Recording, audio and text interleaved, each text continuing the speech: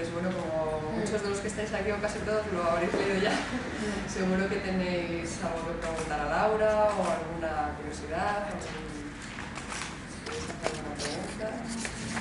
La Alicia Muñoz de Lazarillo, y es un poco por romper el juego. A mí siempre me ha llamado la atención desde que eras muy jovencita, porque ya soy mayor y te vengo siguiendo desde los comienzos, cómo tenías asimilada toda una literatura de tipo folclórico y de tipo literaria y la elaborabas para crear nuevas historias. Entonces era difícil esa asimilación en una persona tan joven para encontrar esos nuevos caminos.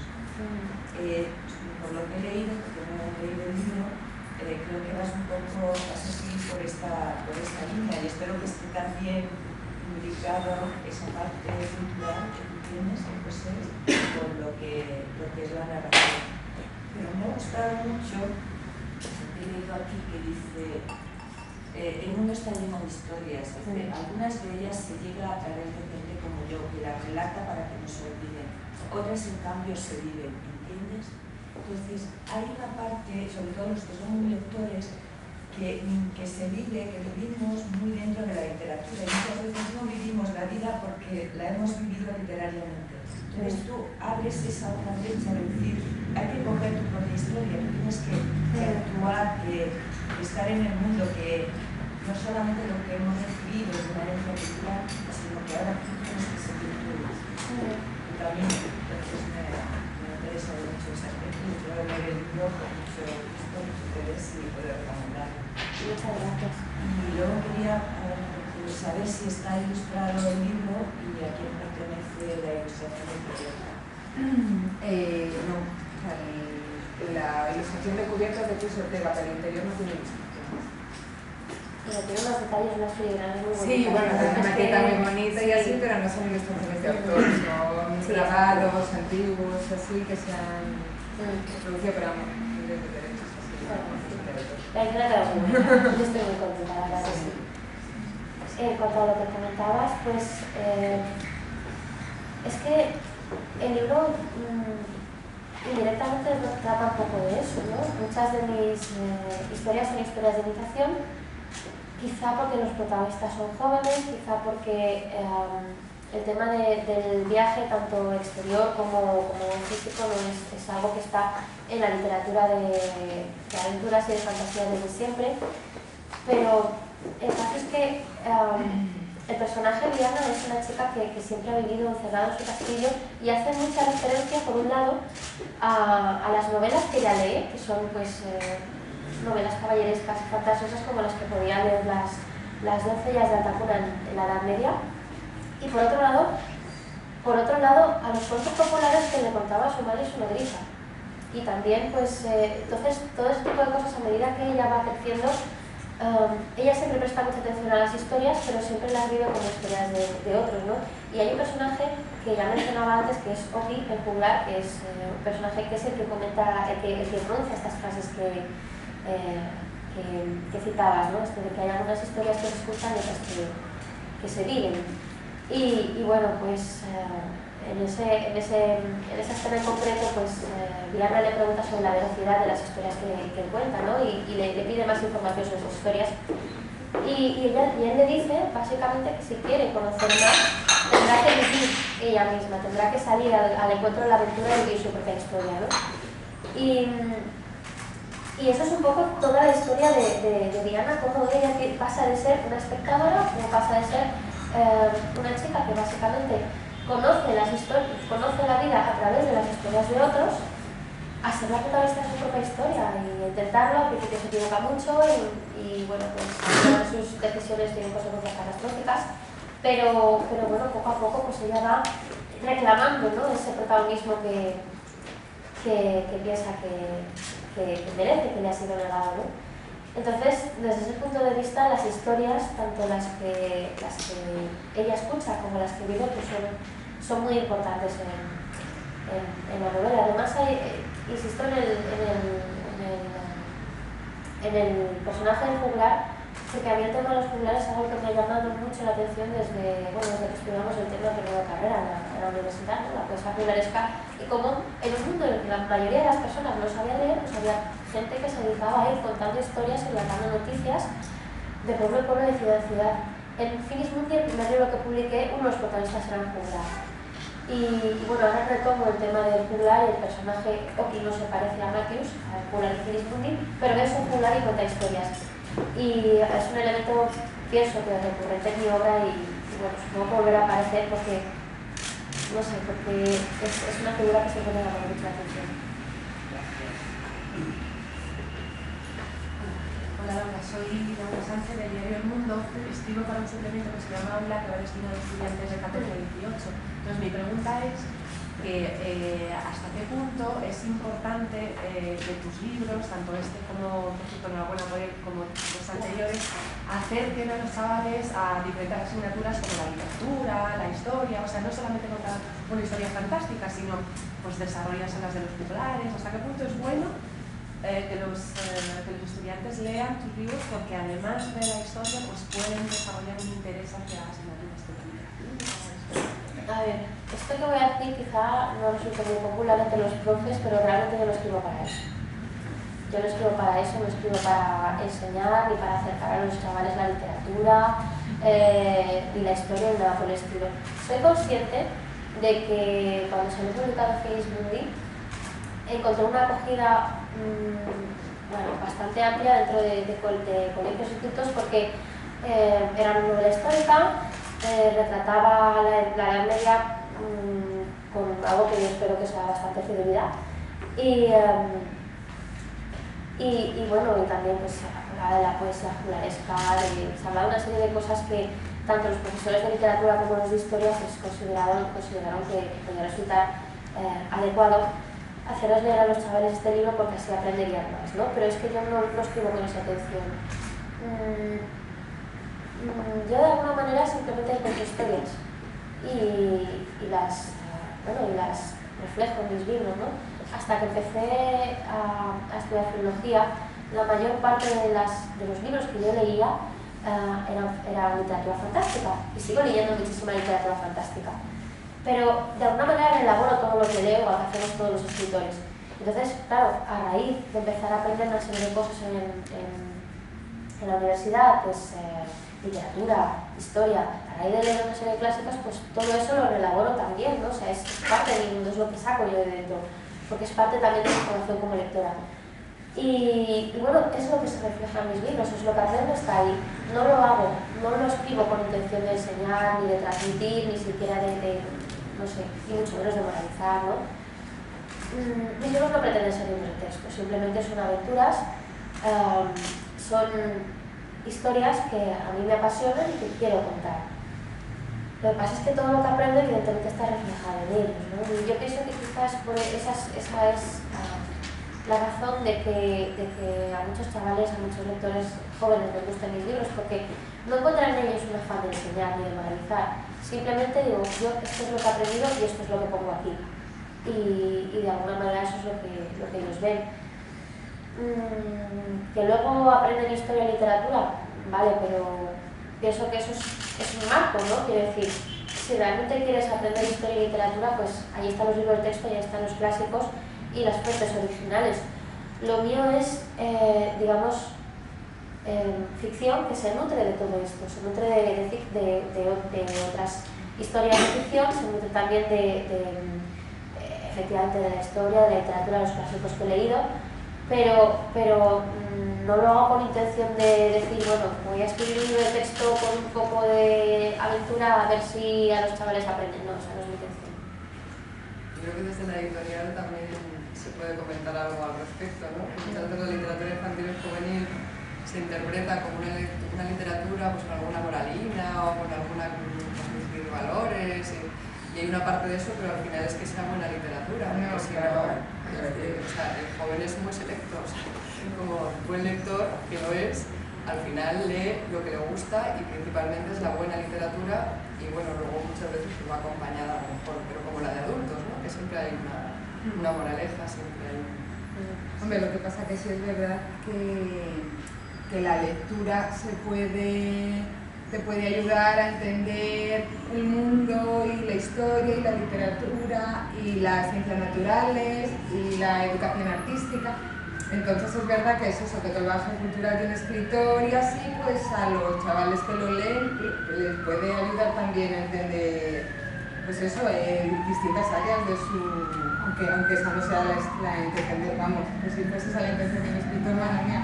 Pero es que eso pasa también con la literatura para adultos, ¿no? Y sin embargo, cuando un autor de un libro para adultos viene a presentar una novela histórica, nadie le pregunta, ¿usted piensa que es importante que sus lectores aprendan historia a través de sus novelas? No sé, es algo como que se da un poco por supuesto, ¿no? Es una está ahí. Sí, y... efectivamente. Y yo pienso que la literatura es un valor en sí mismo. Laura, María Teresa de Luis de Papés, quería que me comentaras un poco más el proceso de escritura de este libro, frente también a la terminología, cómo has trabajado todo este tema. Luego quería saber también si en este momento de tu carrera quizás te has planteado abordar en algún momento pues, otro tipo de historias que pudieran también interesarte a ti personalmente. Otro tipo de historias. A ver. Que no encajen en el estilo que conocemos habitualmente. Si te has planteado a lo mejor otro tipo de historias diferentes, otro tipo de narraciones. No veo por qué. Mis libros reflejan lo que soy y yo sigo siendo yo. Entonces, eso sí, intento que cada uno de mis libros cuente una historia diferente. Hay elementos comunes, pero intento no repetirme. Entonces, dentro de la narrativa fantástica, pues pienso que cada uno de mis libros, no sé, plantean cosas diferentes, historias diferentes y si bien hay algunos elementos que, como digo, se repiten porque son, digamos, mis temas preferidos, de alguna manera intento hacer cada cosa distinta. Sí que hace poco publiqué una serie de libros tituladas Las veladoras, que eran novelas más realistas, no eran sobre unas chicas que querían montar un equipo de fútbol. Pero, bueno, al principio, no sé, es básicamente a lo que, o sea, yo escribo lo que me gusta. Y salvo que mis gustos cambien radicalmente de la noche a la mañana, no veo motivos para cambiar de libro, ¿no? Siempre intento, como digo, pues seguir aprendiendo y seguir leyendo y pensando y como digo, aprendiendo cosas nuevas para que mi evolución como persona y como escritora se refleje también en mis libros y no está repitiendo una y otra vez las mismas cosas. Pero pienso que dentro de la literatura fantástica, pues como yo suelo decir, es un universo de infinitas posibilidades y hay muchos caminos por abrir, ¿no? En cuanto al proceso de escritura de este libro, pues ha sido un poco parecido a de los demás. Yo antes de escribir una historia siempre la pienso muy bien, la construyo en mi cabeza durante lo que puede ser meses o incluso años, y cuando yo veo que sí la tengo ya totalmente pensada, por lo menos lo que es la estructura principal, hago un esquema de capítulos, de personajes, de tramas y subtramas, y si lo veo claro, entonces me pongo a escribir y lo vuelvo todo de vuelta. Escribo bastante rápido, pero precisamente porque lo he estado madurando bastante tiempo antes en mi cabeza. Y luego sí que hago un proceso de reescritura bastante exhaustivo. Reviso el libro una y otra vez, lo escribo una y otra vez, y ahí entra como, por supuesto, la labor de los editores, y Berta lo sabe porque hemos estado intercambiando versiones para arriba, para abajo, que si quitamos este párrafo, que si ponemos este otro. Entonces, en ese sentido, pues como el resto de mis libros, es un poco así. Primero una primera fase de madurar la historia en mi cabeza durante X tiempo, una segunda fase que es, digamos, la más exclusiva, de volcarlo y escribirlo todo, y después otra que es así más digamos, requiere más cabeza, más separarte un poco, distanciarte efectivamente de la historia para revisarla y bueno, corregirla en todo. Sí que puedo comentar una cosa curiosa de este libro en concreto, y es que al principio eran dos ideas diferentes para dos libros diferentes. Tenía un principio, en el caso de uno de las historias, que era el principio de la historia de Diana, y luego estaba la historia de Uri, a la que le faltaba, digamos, un marco, ¿no? Y bueno, yo siempre suelo decir que los libros son como, escribir un libro es como hacer un puzzle. Cada idea, cada aspecto del libro es una pieza diferente que hay que encajar. Entonces en este caso tenía dos piezas sueltas que en principio había pensado desarrollar en dos historias diferentes, pero luego vi que encajaban bastante bien una con otra y bueno, pues ahí de dos historias diferentes pues se desarrolló una sola y de hecho el libro está reflejado así, parte 1, Diana, parte 2, Uri, ¿no? Pero yo creo que las dos historias, como comentaba al principio, están aterrizadas gracias a un marco común, que es la historia de Nokia, que es el país en el que ellos viven.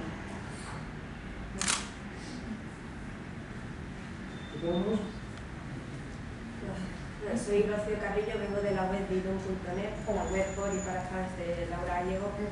Durante el proceso de escritura del libro, durante los primeros capítulos, por así decirlo, el nombre de la protagonista tenía otro, que era Diana.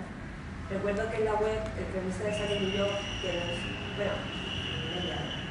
decidiste en Twitter un día por sorpresa preguntarnos, bueno, tenías dudas sobre si cambiarle el nombre por Diana o dejarlo con el nombre de Diana. Recuerdo que el periodista de Salen y yo nos gustaba mucho el nombre de Diana, en cambio a mi compañera Alexia le gustaba más el nombre de Diana. Y quería preguntarte qué es lo que te hizo ir a Twitter y compartir con nosotros esas dudas que tenías. Pues, a ver, efectivamente la protagonista se va a llamar Liana, con L, con 2 L's, y en principio me pareció un nombre, primero que a medida que iba escribiendo la novela, me pareció un nombre que precisamente por esas 2 L's sonaba muy anglosajón. Y ahí yo, por ejemplo, para los nombres de las doncellas en el libro sí que había elegido un poco nombres que sonaran un poco más como a protagonistas de libros de caballerías, ¿no? Entonces Liana no pegaba mucho, o sea, digamos que...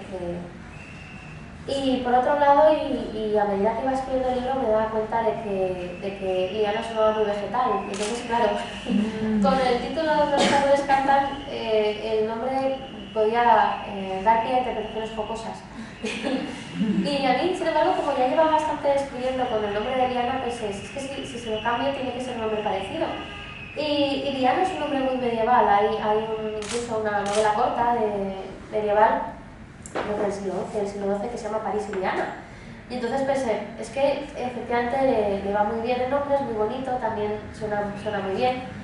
Pero ya desde los primeros capítulos del libro que había comentado a mis lectores a través del foro y de la página, a través de Twitter, que estaba escribiendo un libro, y yo suelo dar pocos detalles acerca de los libros que estoy escribiendo, porque desde que empiezo a trabajar en un libro hasta que sale publicado pasa mucho tiempo, y eso que normalmente, en mi caso, las editoriales se suelen dar prisa a la hora de publicarlos. Pero claro, desde que empiezo a escribir un libro hasta que sale publicado, pues la gente tiene oportunidades de hacer miles de preguntas y hacer un montón de cábalas. Entonces me gusta dosificar mucho la información y no comentar demasiado, para que no se le pueda explicar también a ellos, ¿no? Lo que sí comenté desde el principio fue el nombre de la protagonista. Dije que la conocí a ser una chica que se llamaría Liana. Y como era una de las poquitas cosas que la gente sabía acerca de este libro, pensé, si es uno de los pocos detalles que saben y ahora voy y lo cambio, pues va a desconcertar a mucha gente. Y en ese momento pensé, ¿y qué pensarán mis lectores del cambio del libro? ¿Del nombre? ¿Qué nombre les gustará más? A mí me gustaba más, llegados a este punto me gustaba más Liana, pero como había escrito un montón de capítulos ya con el nombre de Liana, pues me costaba un poco hacer ese cambio.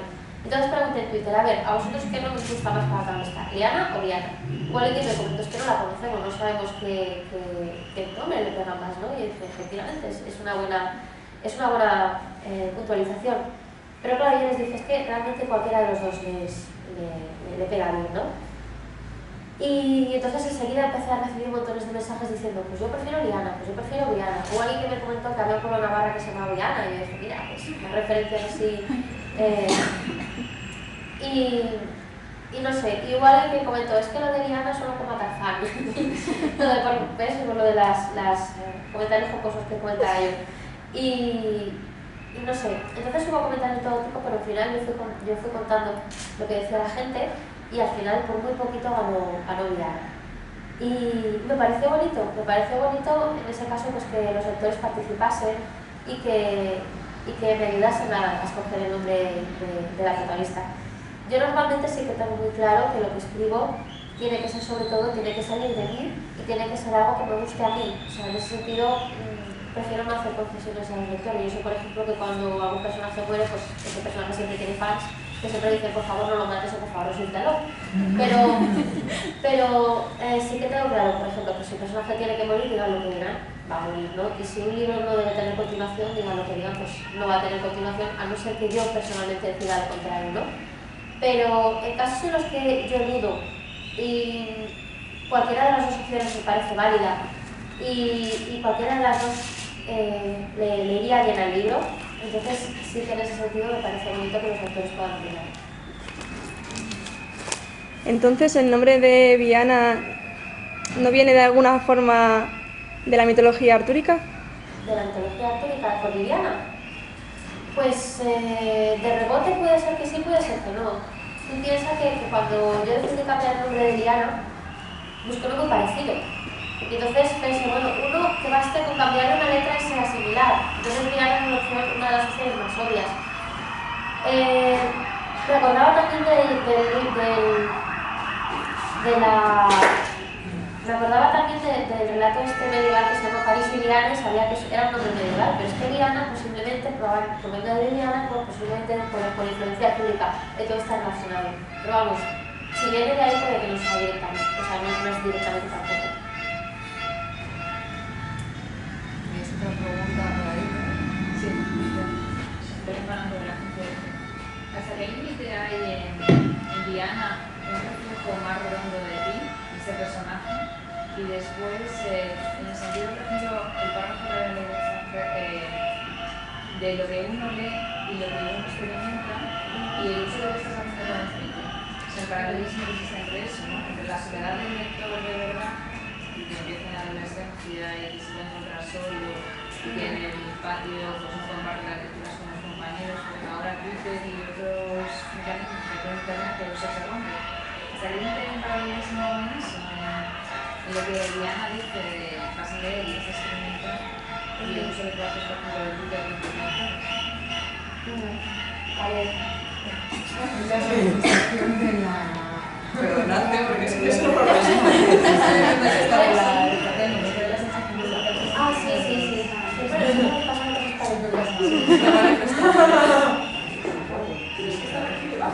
Ya, se nota. Yo me acuerdo ya que nos estamos viendo el día del eclipse. El día del eclipse. Yo no coincido con algo más agradable que fue el Sí, no, la conclusión astral. Pues, a ver, respondiendo a la pregunta, yo siempre digo que mis personajes no son un reflejo de mí misma, están en mí, pero no son yo. Ellos son ellos y yo soy yo. Y teniendo en cuenta la cantidad de libros que he escrito, la cantidad de personajes, si todos ellos estuvieran inspirados en mí o basados en mí o fueran un reflejo mío, que no serían todos iguales, ¿no? Entonces, yo lo que siempre digo es que intento ponerme en la piel de cada uno de ellos. Entonces, en este caso, por ejemplo, el carácter y digamos, el carácter de Diana viene directamente determinado por la vida que ella ha llevado. O sea, ella siempre ha sido una doncellita que ha estado encerrada en su castillo, que es muy soñadora, pero digamos, su única posibilidad de vivir aventuras era a través de los libros y las historias que le contaban, ¿no? Igual que le habrá pasado a millones de mujeres a lo largo de la historia. Entonces, en ese sentido, no es necesariamente un reflejo de mí. Además, lo que hace que Diana, además ella se siente muy cómoda en ese rol, o sea, no tiene ningún problema por seguir leyendo historias y no ser la protagonista, porque ella se siente que su vida entera es un cuento de hadas, no tiene ningún problema con eso.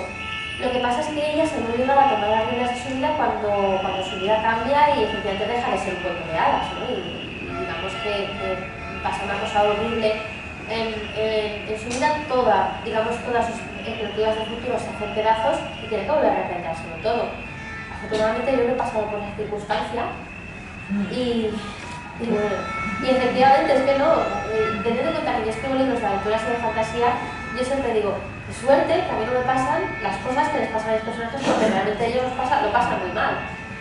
Y entonces en ese sentido mi actitud es un poco como, efectivamente cuando empiezo a leer y escribir, pues sí que tenía la actitud esa de me gustaría vivir las aventuras que viven mis personajes y me gustaría verme reflejada en ellas, ese tipo de cosas. Pero luego cuando vas creciendo te das cuenta de que tienes un poco una actitud hobbit ante este tipo de cosas, ¿no? Como decía el Bilbo Bolsón, el protagonista del Hobbit de Tolkien, que las aventuras son esas cosas incómodas y desagradables que notas a la cena, ¿no? Entonces, lo digo un poco como realmente que estás, si te paras a pensarlo, las cosas que les pasan a los personajes de las novelas de fantasía y de aventuras son terribles. Muchas veces se les muere el padre o la madre, o los dos, se ven obligados a marchar al exilio, tienen que hacer viajes comodísimos a caballo, a pie, dormir en posadas no precisamente cómodas, pasan hambre, pasan frío, se mojan con la lluvia, o sea, no tiene nada que ver con nuestra vida actual, ¿no? Entonces, en ese sentido, yo no he pasado las cosas que pasan mis personajes, pero intento ponerme un poco en su lugar y no sé, sí. Entonces, sí que es verdad, por ejemplo, que mi experiencia lectora puede ser muy diferente, y esto lo suelo comentar yo muy a menudo, con la de las nuevas generaciones. Porque nosotros, digo, la gente de edad, cuando empezamos a leer, las únicas personas con las que podías comentar tus lecturas eran, con suerte, nosotros compañeros de clase a los que a lo mejor les gustaba leer, y a lo mejor les gustaba leer el mismo tipo de libros que a ti, ¿no? Y eso era muy difícil de encontrar. Pero hoy en día, con las nuevas tecnologías, alguien puede ser muy fan de un determinado libro, de un determinado autor, buscar en internet y encontrar un foro exclusivamente dedicado a ese autor o a ese libro en concreto, o por lo menos un hilo de debate, ¿no? Y encontrar un montón de personas pues, a las que también les gusta y con las cuales poder hablar de libros. Y es algo que yo descubrí a través del foro de página web, que en su momento fue uno de los pioneros, pero bueno, ahora afortunadamente hay muchísimos más, ¿no? Hay blogs literarios, hay foros de debate, hay páginas web dedicadas a libros, a personajes. Digamos que se están creando comunidades de lectores y eso es muy bonito. Eso es muy bonito porque un chaval lector que en su momento puede encontrarse solo o puede sentir que no tiene nadie con quien compartir su afición, pues en internet puede encontrar muchísima gente. Y luego se hacen quedadas, se conocen en persona y no sé, yo creo que eso es bonito porque eso significa que la lectura está dejando de ser una afición solitaria, ¿no? Se puede compartir con mucha más gente. Y eso influye, digamos, contribuye a que se difunda más y que deje de ser también una afición minoritaria para los pocos, porque sobre todo en la adolescencia, en la que necesitamos tanto sentirnos parte del grupo y compartir nuestras cosas con los demás y contar, porque es una cosa muy curiosa, si a un chico o una chica les ha gustado mucho un libro, no paran hasta que se lo han contado a todos sus amigos y a su familia hasta que han conseguido que todo el mundo se lo lea, ¿no?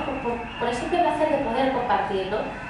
Y yo pienso que eso es muy bonito, que se puede, además de que desarrolla mucho la idea de que no eres la única persona que lee, que hay muchas más gente con más aficiones, eso también refuerza la actitud de la vida diaria, es decir, vale, yo en internet he conocido un montón de gente a la que le gusta leer, pues ya no me siento tan rara. Entonces, si la gente de alrededor me mira con cara rara, yo puedo ir tranquilamente con mi libro y decir, oye, ¿qué pasa? No soy la única del mundo, no soy el único del mundo que lee. Entonces, yo pienso que eso es muy bonito. Y durante mucho tiempo participé en el foro de página web con esa intención, ¿no? Y sigo participando todavía. Antes estaba mucho más metida, pero es que antes en el foro más 4 gatos y ahora somos varios miles. Es una pasada la cantidad de gente a la que le gusta leer y escribir. Entonces, empecé a usar el Twitter un poco, no tanto como para crear una comunidad de lectores, porque seamos sinceros, en Twitter no se puede generar mucho debate si tienes un límite de 140 caracteres, ¿no? Entonces, yo creo que para debatir y para hablar sobre libros son mucho mejores los foros e incluso los blogs literarios, ¿no? Twitter es para otra cosa. Twitter es quizá para estar en contacto unos con otros, es una red social. Entonces, yo lo uso sobre todo para informar a mis lectores sobre noticias concretas y también para permitirles una vía de acceso a mí como escritora, porque siempre he dicho que yo en Twitter no hablo de cosas personales, solo la utilizo como una parte más de una herramienta profesional y entonces Yo hubo un tiempo que sí contestaba correos y tenía un email puesto en mi página web para que la gente me escribiera, pero no lo ocurre, no podía contestar a todo el mundo. Entonces ahora tengo una dirección postal para que la gente me escriba cartas. Tardo a lo mejor un par de meses en contestar a cada carta, pero las contesto todas y la gente que me escribe sabe que tarde o temprano recibirá la respuesta. Entonces, ¿qué pasa? Que posiblemente haya gente que solamente necesita que lo suban a un en concreto. Cosas que se pueden contestar con una frase o una sola palabra. Entonces, claro, yo ahora mismo no estoy en situación de poder volver a facilitar mi email para que la gente me escriba porque es que no lo doy abasto. Y tampoco tiene sentido pedir a un chaval, a un chico o una chica que me escriba una carta para preguntarle solo cuándo sale mi nuevo libro o cualquier otra cosa concreta, ¿no? Entonces, Twitter lo tengo para eso, para que la gente, o a lo mejor alguien me quiere decir, oye, me gustan mucho tus libros. Y luego he visto gente que rellena cartas sin saber muy bien qué decir, que ya he dicho lo que le tenía que decir, me gustan mucho tus libros, no sé qué más contar. Lo pueden decir a través de Twitter, 140 caracteres y os puedo contestar, muchísimas gracias por leerlos, que es lo que a mí me sale dentro, ¿no? Entonces, en ese sentido sí que es, eso es lo que yo uso Twitter para eso, para dar noticias a mis lectores y para poder contestar preguntas rápidas. Y también a veces para preguntar sobre un nuevo personaje. Y si os parece, ponemos este follón ahí montado. Nos podemos tomar un café y tenéis alguna pregunta más o algo que digamos con ahora vamos a estar aquí un ratito tranquilamente. ¿Habéis oído lo que estaba hablando? Sí. Se debería haber una pesada del follón. Y nada, repetiros que eso, muchas gracias por venir y espero que los que no hayáis leído el libro lo leáis y que os guste mucho a todos porque es realmente precioso. Pues nada, muchas gracias.